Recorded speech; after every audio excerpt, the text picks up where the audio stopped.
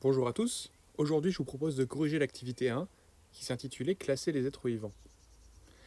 Alors en fait, cette activité a pour but de vous faire réfléchir à comment on classe les êtres vivants, puisque vous savez qu'il y a des millions d'êtres vivants sur Terre qui vont du microbe jusqu'à la baleine bleue, ou l'éléphant comme vous voulez, et tous ces êtres vivants, on va essayer de réfléchir à les classer ensemble, pour pouvoir un peu les ranger dans des catégories.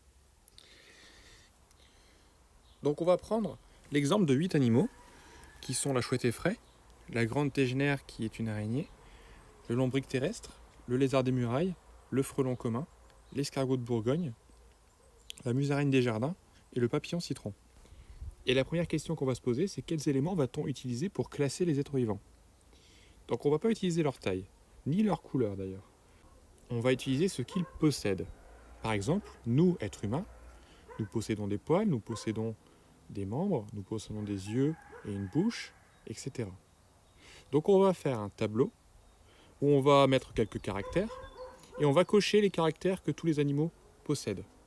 Par exemple, pour la chouette possède des yeux et une bouche, elle possède un squelette interne, elle possède des plumes, et c'est tout. Parlons maintenant de la tégénaire, qui est une araignée. Elle possède donc des yeux et une bouche, elle possède un squelette externe, elle possède non pas 6 pattes, mais 8 pattes. Pour le lombric, le ver de terre, il possède aussi des yeux et une bouche, et un corps annelé. Et c'est tout. Le lézard, lui, possède des yeux et une bouche, un squelette interne et un corps recouvert d'écailles soudées. Le frelon, lui, possède des yeux et une bouche, un squelette externe et 6 pattes. L'escargot, lui, possède des yeux et une bouche, mais ne possède pas de squelette. Il possède un corps mou et une coquille. La musaraigne possède des yeux et une bouche, un squelette interne et un corps recouvert de poils. Enfin, le papillon possède lui aussi des yeux et une bouche, un squelette externe et 6 pattes. On a donc rempli maintenant notre tableau de caractères. Deuxième étape, un peu plus difficile, il va falloir maintenant les ranger dans des boîtes, dans des tiroirs. La première étape, c'est de trouver le caractère qu'ils possèdent tous. Donc on va essayer de chercher un caractère que tous les animaux ici possèdent. En fait c'est simple, c'est le premier, les yeux et une bouche. Tous les animaux possèdent des yeux et une bouche. Donc on a trouvé notre premier caractère.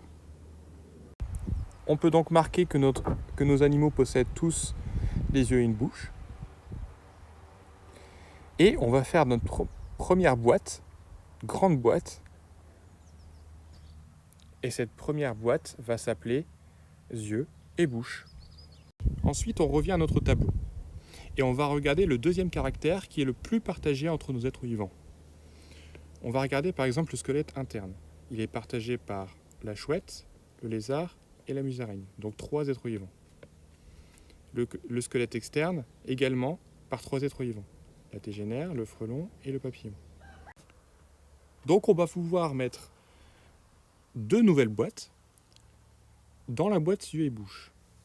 On va mettre la boîte squelette interne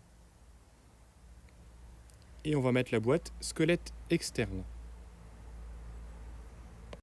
Revenons au tableau et maintenant passons au caractère suivant.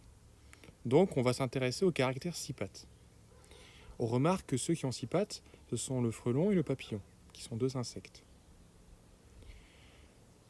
On remarque que avoir 6 pattes, il faut aussi avoir un squelette externe et aussi avoir des yeux et une bouche.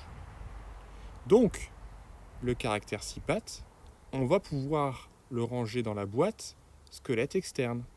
Donc on va pouvoir faire une boîte 6 pattes dans la boîte squelette externe. On la met dans notre tableau. Et de la même manière, pour le caractère 8 pattes, avoir 8 pattes, c'est relié au squelette externe. Donc on ne peut pas avoir un squelette interne quand on a 8 pattes. Donc on va pouvoir faire une boîte 8 pattes dans la boîte squelette externe. Et voilà le travail. On va s'intéresser maintenant aux 3 derniers caractères, à savoir les poils, les plumes et les écailles. Et on regarde que quand on a ces 3 caractères, on a forcément un squelette interne. Hop, des poils, squelette interne. Hop, des écailles, squelette interne. Hop, des plumes, squelette interne. Donc on va pouvoir dessiner 3 boîtes. Au sein de la boîte, squelette interne. On aura ainsi la boîte poils, la boîte plume et la boîte écaille. Enfin, maintenant, il nous reste plus que 2 caractères à placer. Corps mou et corps annelé. Et on va regarder donc l'escargot. L'escargot, il a un corps mou et on voit qu'en fait, il ne possède que des yeux et une bouche. Il n'y a pas de squelette interne ni externe. Donc on va mettre la boîte corps mou au sein de la grande boîte yeux et bouche. Enfin, de la même manière, le corps annelé, que seul le lombric possède, n'est relié qu'à des yeux et une bouche. Donc, on le met au sein de la grande boîte, yeux et bouche. Voici nos différentes boîtes. Donc on a fait le plus difficile. Maintenant, le plus facile, c'est de placer ces animaux dans les boîtes. Tout simplement. Donc la chouette possède des yeux et une bouche, un squelette interne et des plumes. On va donc la mettre ici. La tégénère possède des yeux et une bouche, un squelette externe et 8 pattes. On la met donc ici. Et ainsi de suite, on place tous nos animaux dans les boîtes. Et à la fin, on a nos boîtes complètes. Alors maintenant, on vous disait que Jean-Kévin et Marie Kimberley travaillent ensemble pour replacer l'être humain. Donc où est-ce qu'on va placer l'être humain dans ces boîtes?